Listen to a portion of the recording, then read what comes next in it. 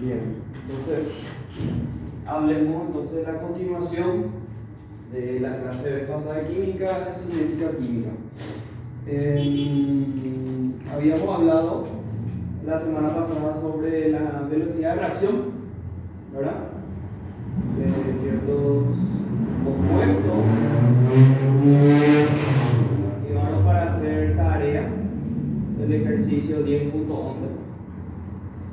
que me imagino que hicieron. Para esta era vamos a decir, de la ley de la velocidad, ¿sí? Que era la constante por el compuesto A, donde X e Y nosotros teníamos que hallar, ¿sí? Eso era el orden de la reacción, ¿está? Representaba el orden de la reacción. Si tu X vale 1, significa que es de primer orden. Si está al cuadrado, significa que es de segundo orden, ¿está? Y así. Entonces hoy vamos a continuar sobre el proceso, el mismo proceso, ¿verdad? Pero con implicancia de la temperatura, ¿sí? Como un medio de reacción también. Y bueno, ¿qué tiene que ver, ¿verdad? La temperatura con respecto a lo que es una reacción? Y tiene mucho que ver. Tiene mucho que ver la temperatura porque a medida que, por ejemplo, un compuesto o algo, ya sea orgánico o inorgánico, en presencia de calor o de ausencia de calor, que es el frío, ¿qué puede hacer? Puede que cambie su comportamiento, puede que cambie su estructura, puede que cambie su forma, cómo está dado, ¿sí? Sabemos, por ejemplo, de que, a ver, ¿qué puede ser un compuesto conocido que tengamos en casa? A ver, bueno, mismo la leche misma. Sabemos nosotros que si dejamos la leche abierta, ya sea en sachet o en cartón, normalmente más en sachet. La leche en sachet que vos usaste, ya cortaste, abriste, dejas a temperatura ambiente, al menos acá en Paraguay, que sabemos que la temperatura suele variar bastante. Un día hace calor, otro día hace frío. Bueno, hoy no podemos decir lo mismo, ¿verdad? Hace una temperatura, en cierto modo, fría, temperatura adecuada para un tipo de compuesto que es la leche, ¿no? Pero ponerle en verano, me hace 40 grados de calor justo, dejaste vos toda la tarde a una temperatura, dejaste en el sol, ¿no? Dejaste en el sol, ¿qué va a pasar con la leche? Se va a cortar, se va a pudrir. ¿Por qué? Porque se dejó influenciar, se influenció por la temperatura y por otros factores que ya habíamos hablado la semana pasada, ¿verdad? Entonces, la temperatura tiene mucho que ver en el proceso de reacción, ¿sí? Dice, las observaciones indican que un aumento de temperatura produce invariablemente un incremento de la velocidad de cualquier reacción, un incremento,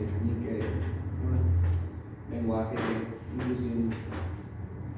El cambio de la velocidad con la temperatura se expresa mediante un cambio en la constante específica de la velocidad.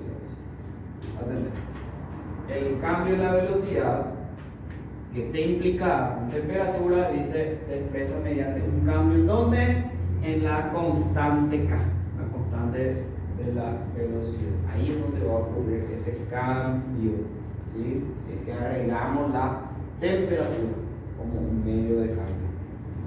Para cualquier reacción, K, o sea, la constante, aumenta con el incremento de la temperatura. ¿Qué significa? Recién no estaba hablando con ella. Que es una relación directamente proporcional. La magnitud del cambio varía de una reacción a otra. Para cada reacción específica es necesario determinar experimentalmente el efecto real causado por el aumento de la temperatura. La relación cuantitativa entre la constante específica de velocidad K y la temperatura T se expresa mediante la ecuación de Arrhenius, que es esta que está acá. Va a ser tu ecuación ahora fundamental. ¿Sí? No sé si se vea ahora en el video porque justo creo que esa parte está como muy blanco, pero brilla más. Entonces voy a poner acá.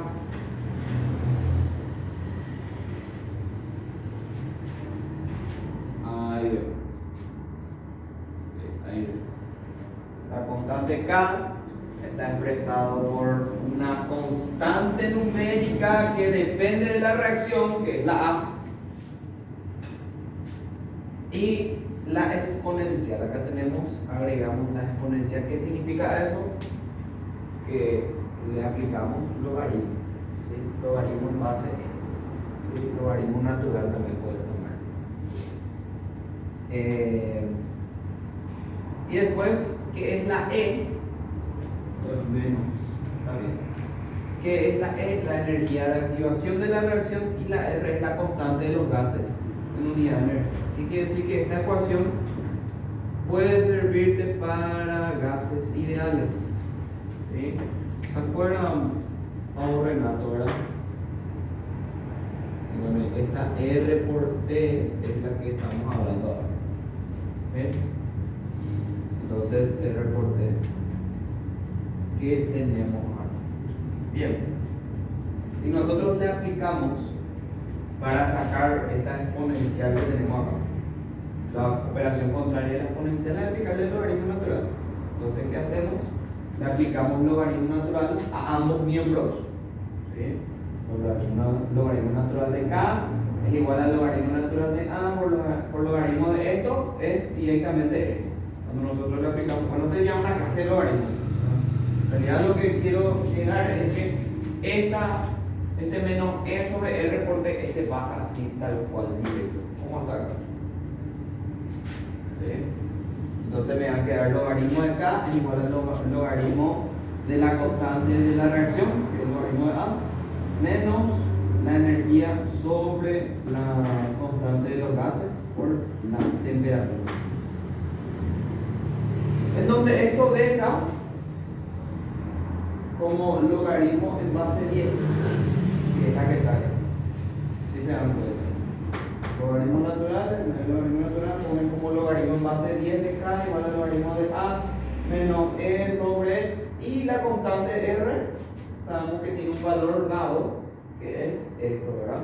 8,314 joules sobre mol por grado. Estaba así. Bueno, entonces pequeños cambios de temperatura pueden producir cambios relativamente grandes en K. ¿Qué significa eso? Que si la temperatura aumenta, dice,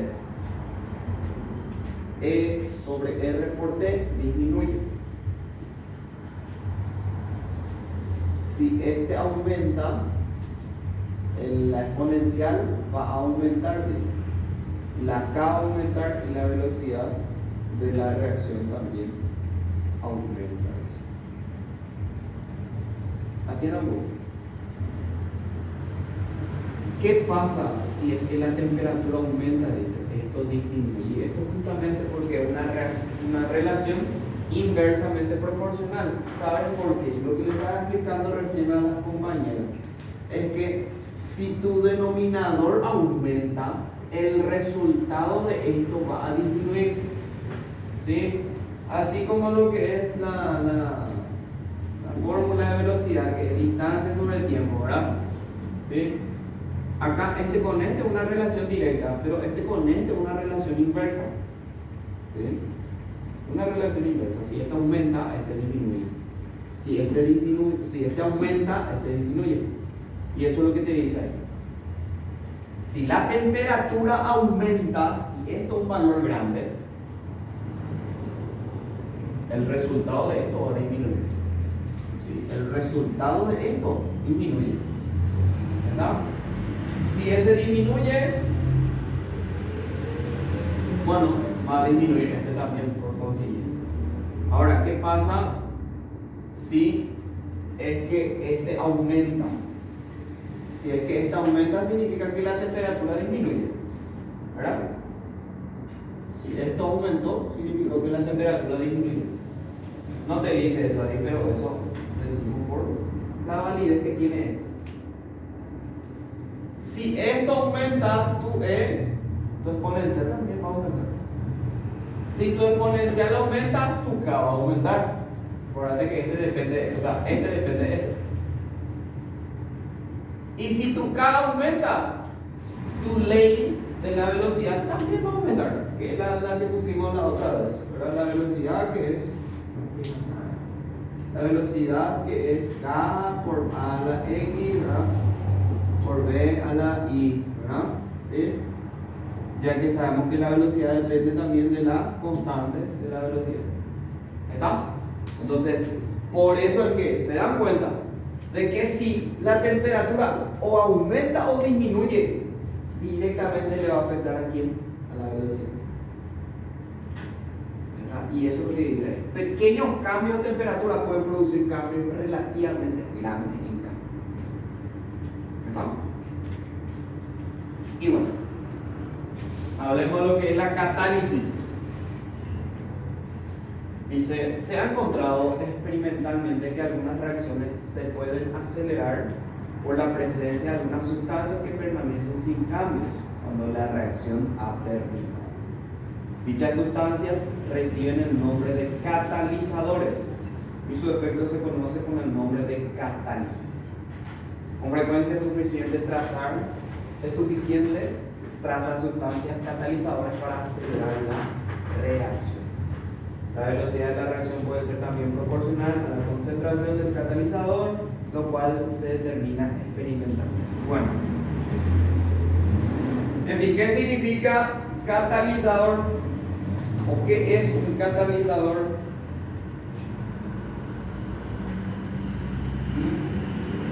¿Qué es un catalizador? Un catalizador puede ser cualquier sustancia que haga que varíe la velocidad de reacción. ¿Está? Si hablamos de variación de velocidad, ¿estamos hablando de qué? Aceleración. ¿Sí? Todas sustancias, por ejemplo, existen en biología, más que nada escuchamos esta parte de catalizadores. ¿Sí? Escuchamos catalizadores. Por ejemplo, hay ciertas enzimas que son catalizadoras. ¿Sí? ¿Qué enzimas pueden ser catalizadoras? A ver,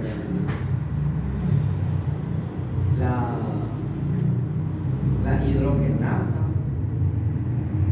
En fin, hay muchísimas enzimas que son la maltasa, la sacarasa.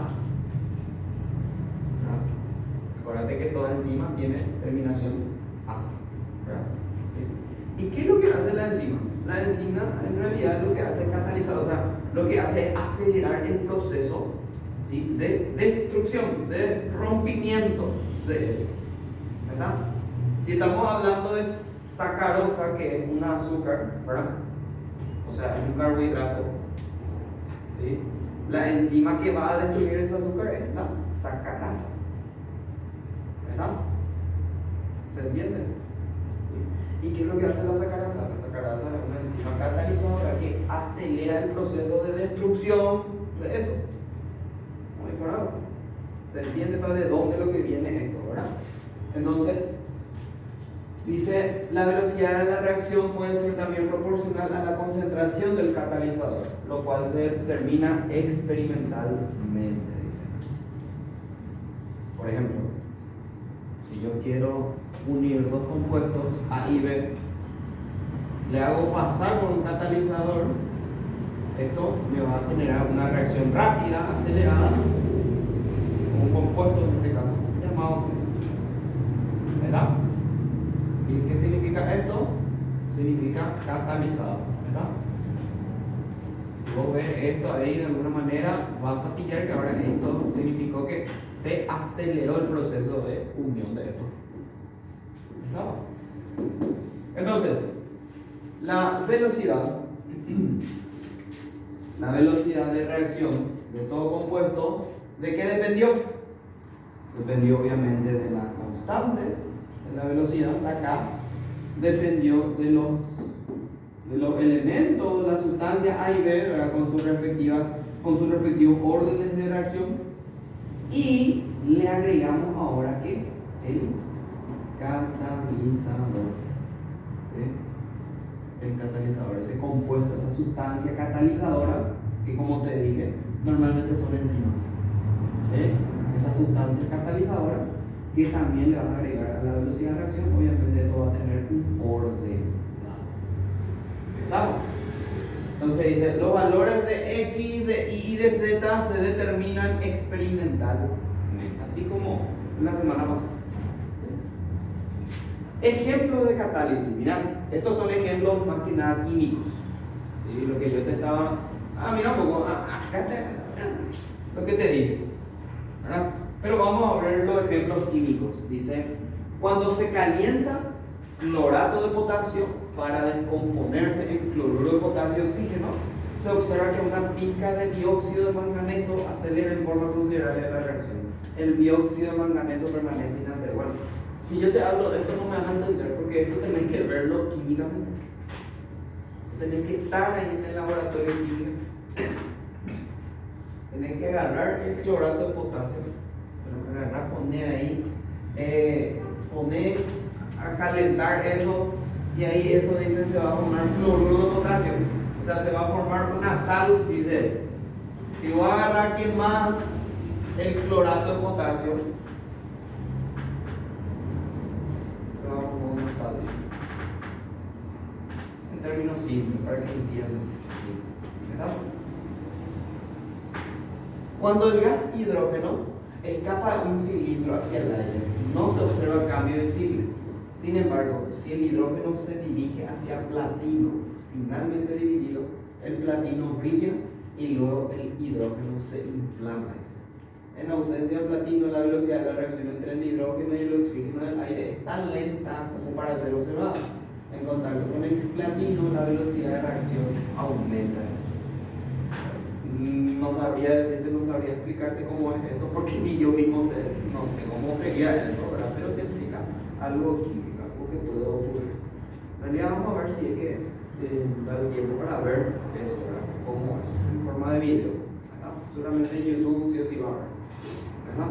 Y luego lo que les dije a ustedes, el ejemplo que les di de las enzimas. ¿Sí? Las enzimas son sustancias complejas del sistema biológico que actúan como catalizadores para los procesos bioquímicos. Este nombre recién. Entonces, por eso es importante los catalizadores. ¿Sí? Y bueno, autocatálisis. ¿Qué es la autocatálisis? Auto significa sí mismo. O sea, el concepto sugiere que hay ciertos compuestos que se autocatalizan. ¿Sí? Que ellos mismos, que ellos no necesitan de temperatura, ¿sí? No necesitan de temperatura o no necesitan de otros medios para que ellos se puedan acelerar el proceso de destrucción o de rompimiento. ¿Está? Se trata de un tipo especial de catálisis en la cual uno de los productos es el catalizador de las reacciones. Por ejemplo, en la reacción de ion permanganato, este es el ion permanganato, con el ácido oxálico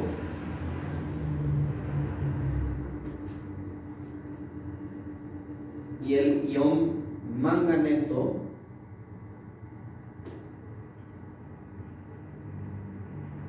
con el ácido oxálico,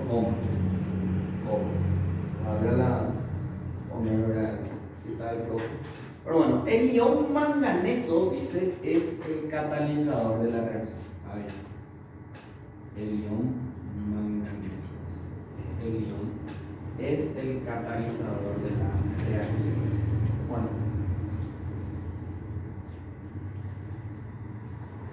En realidad, ¿cómo yo sé si algo va a tener catálisis o no? Haciendo reacciones breves. ¿Sí? O sea, viendo de que si, por ejemplo, acá el manganeso, no sé cuánto, a ver, el permanganato significa que el manganeso, ¿cuánto tenía? Permanganatos, valencia 7, ¿verdad? Sí, y bueno, tenía 7, acá se redujo a 2, ¿verdad? ¿Se redujo o se oxidó? ¿Se oxidó o se redujo? ¿Qué significa? A ver, vamos a hacer un repaso de un paréntesis. Reducción y oxidación. Se reduce porque gana electrones. Sí. Ok. ¿Y ganó qué electrones? Tenía más 7. Fíjate nomás, tú tienes tu tabla periódica, ¿sí? El permanganato. Revísenme ya debajo de los libros, sí o sí debe haber ahí una tabla. Y fíjense un poco ahí, eso. Voy a usar eso. Sí, que tiene el manganeso con valencia 7, o con carga 7, si tiene carga positiva o si tiene carga negativa. ¿No dice? Sí, tiene que. En ese no dice. En el tuyo, en ese sí o sí va a decir. ¿No dice? Sí, ¿verdad? Se oxida. Entonces, se oxida. Ganó electrones, ¿verdad? Entonces, si ganó electrones, se oxida. ¿Verdad? Entonces, ahí yo digo de que es. ¿Cómo entonces pillo de que ocurrió catálisis? Viendo si se oxidó o no. ¿Verdad? Y vamos a ir por un ejemplo más sencillo. Una manzana. Dejamos, bueno, este sí va a involucrar temperatura. Dejamos, ¿verdad?, el aire libre, la temperatura ambiente. Después de un cierto tiempo, ¿qué va a pasar con la manzana? Se va a oxidar, ¿verdad? Si se oxida, se catalizó, ¿sí? Y bueno, ¿cómo se catalizó, profe? Por enzimas, ¿sí? La manzana tiene un tipo de azúcar, tiene un tipo de glucosa, ¿verdad? Un tipo de carbohidrato que se llama fructosa, ¿sí? ¿Cómo se llama la fructosa? En memoria de biología, fructosa era glucosa más glucosa, ¿verdad? ¿Sí o no? Glucosa más glucosa es fructosa. A ese nombre pasa. Glucosa. Perdón, fructosa. ¿Hay una enzima para la fructosa? Sí hay. Bueno, y esa enzima es la catalizadora. Esa enzima es la responsable de que el color oxidado de tu manzana se vuelva marrón. Porque en realidad lo que hizo, lo que ocurrió es se catalizó. ¿Verdad? Para entender más o menos el proceso químico que ocurrió de eso. Química y biológico, ¿verdad? Por consiguiente. ¿Está? Entonces, en realidad, lo que ocurrió es que se oxidó, o sea, ganó electrones. Ese compuesto, ¿verdad? La fructosa. ¿Está? Bueno, eso es el caso sencillo, ¿verdad? Acá te habla de no sé qué, ¿verdad? Permanganato. Bueno, cosa que se ve, porque el permanganato utilizó valencia 7, positivo. Y bueno, quedó con carga más 2. Significó de que ganó electrones. Si ganó electrones, se oxidó. ¿Está? Bueno. ¿Qué son los inhibidores? El H2O2. ¿Qué era el H2O2? Agua oxigenada o peróxido de hidrógeno. ¿Sí? Peróxido de hidrógeno. Es termodinámicamente inestable y se descompone para formar agua y oxígeno. La reacción es suficientemente rápida, pero se ha observado que agregando fosfato se disminuye su descomposición. a estas sustancias se los llaman inhibidores. Entonces, ¿qué significa la inhibición? Significa que agregándole otra sustancia disminuye su descomposición o su reacción. ¿Está? Disminuye la velocidad de reacción. ¿Está? La función del fosfato es probablemente destruir la acción de los catalizadores, ya que presentes como impurezas, o sea, ¿qué dice? Ya sea presentes como impurezas en el peróxido de hidrógeno. La descomposición del peróxido de hidrógeno es catalizada por trazas de ion férrico. Cuando se adiciona fosfato, este atrapa el ion férrico e impide que éste actúe como catalizador. En fin, ¿qué son los inhibidores? Los inhibidores son lo que no, o sea, ¿cómo decirte eso en palabras sencillas? Son los que no permiten que existan catalizadores. ¿Sí? Llamémosle catalizador a aquella persona delincuente y el inhibidor como el policía. ¿Verdad? Aunque muchas veces el catalizador puede ser el policía también, pero bueno, ¿está? Entonces, ¿qué hace el inhibidor? Obstruye la formación o obstruye la destrucción de ese compuesto por la formación de catalizadores. Entonces, no permite el paso de catalizadores. ¿Está? Ese es un inhibidor. ¿Y qué puede? Acá muestra un ejemplo de quién? Del fosfato. Fosfato es un inhibidor. Bueno, teoría de las colisiones. Mira todo esto. Mira que todo esto que te estoy hablando, esto es teoría. Esto es teoría. ¿Te puede salir en forma teórica? Te puede salir en forma teórica. ¿Sí? Acordate de esto, vamos a nuestro examen de ingreso si te aparece. Por más que todavía no estés dando ejercicio, pero es mucha teoría. Teoría que es necesario conocer, sí, tanto el programa así. Teoría de las colisiones.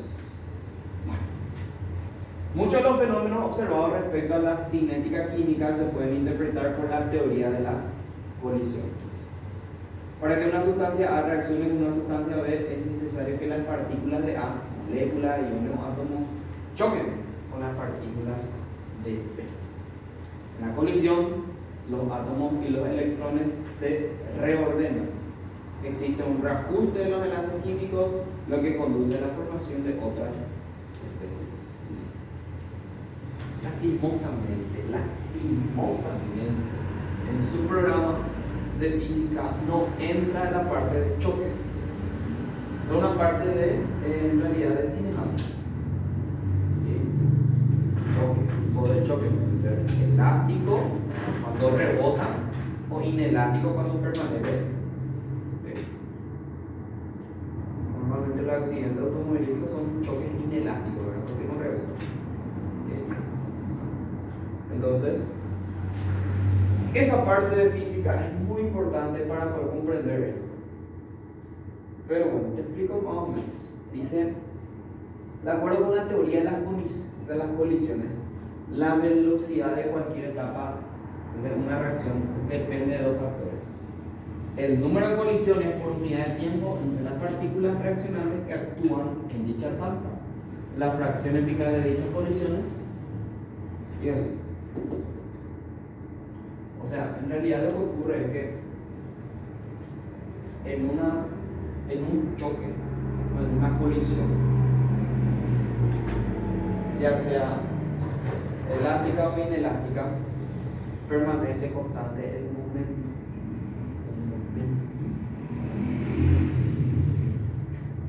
Que es el momento de, ya sea de inercia o lo que sea, es un tema de física. Entra en su programa, no es mismo. Van a dar tal vez ya no pues. Fíjense que al menos ustedes, ya sea ciencias químicas y medicina, van a hablar otra vez de ello. Ustedes van a hablar de cinética química. ¿Sí? Al menos usted lo químico, por ser químico lo van a dar esto. Y usted me dijo, ¿por qué? Porque ustedes van a ver ciertas sustancias, ciertos medicamentos que van a ver cómo van a reaccionar con las personas. Uno va a poder medicar y decir, ¿sabes qué? Vamos a tomarle ibuprofeno a cualquier persona. No. Porque es que hay ciertas personas que no toleran la penicilina, por ejemplo. La penicilina sabemos que es un antibiótico, ¿verdad? Y sí o sí el médico que tiene que hacer tiene que buscar otro antibiótico, como la ciprofloxacina, que es otro antibiótico. Y bueno, y si esa persona es alérgico a la ciprofloxacina, tiene que buscar otro medicamento. Y bueno, y el hecho de que sea, me estoy yendo muy, pero es muy loco, es lo que ocurre. Y esto me dice, ¿qué es lo que ocurre? Que esos antibióticos, porque es que una persona es alérgica a ciertos alimentos, ciertos compuestos, porque no tienen enzimas catalizadoras. Si una persona es alérgica a un tipo de remedio, es porque no tiene una enzima catalizadora que pueda destruir y hacer pasar la reacción para que vaya a su cuerpo. ¿Se entiende? En términos simples, lo que ocurre. ¿No? Entonces, es importante. Sí.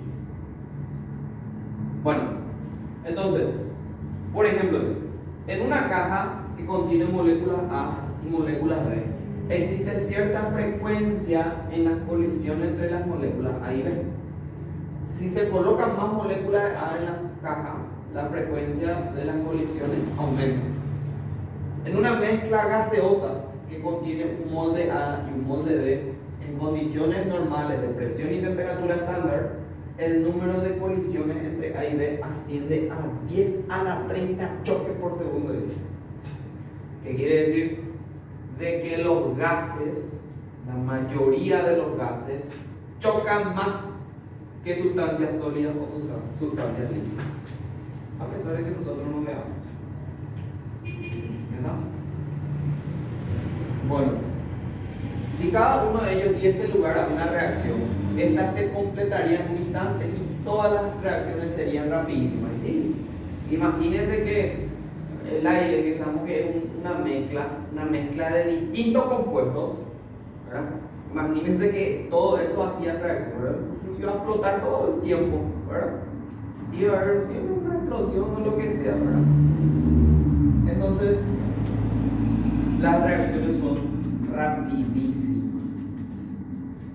La experiencia demuestra que no sucede así, de donde se deduce que solo alguna de las colisiones provocan la reacción correspondiente. Claro,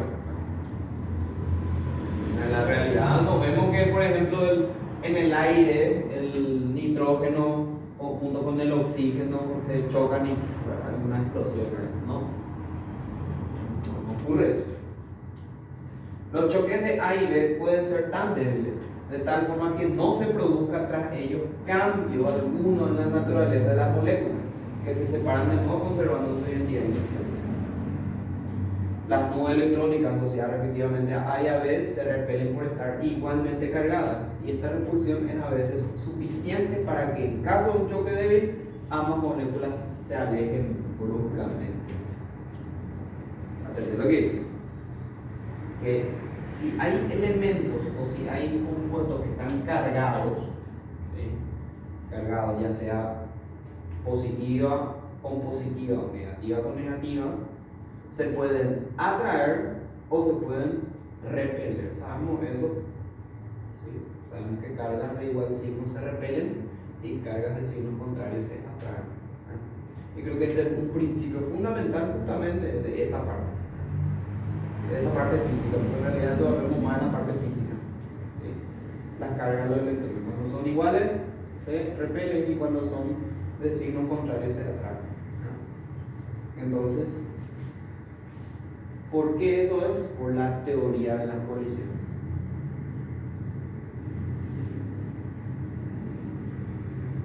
A ver. Sin embargo, si las moléculas de A y de B, o por lo menos una de ellas, posee la suficiente energía cinética ante la colisión, puede utilizarla para vencer la fuerza de repulsión y penetrarse mutuamente durante el choque hasta un grado tal que superen la repulsión eléctrica y provoquen la reorganización de los electrones. De este modo se formarán nuevas especies químicas. Esta cantidad adicional de energía necesaria en un choque para provocar la reacción química y cuyo valor depende de la naturaleza de los reactivos se llama energía de activación. Bueno, esta parte que te estaba hablando acá ocurre en los colisionadores de partículas. ¿Sí? Los colisionadores de partículas, ya sea ciclotrón o acá hay un parábola. Pero, por ejemplo, ¿dónde estaba el CERN? En Austria, porque lo que es el CERN es un enorme lugar que está bajo tierra y hace que acelere protones. O sea, hace que un chorro de protones dispare y haga volar tanta rapidez, ¿sí? Le aplica velocidad y hace que choque con otro y ¿qué va a ocurrir ahí? Se libera energía. Esa energía es justamente la que te estaba hablando, la energía de activación, ¿sí?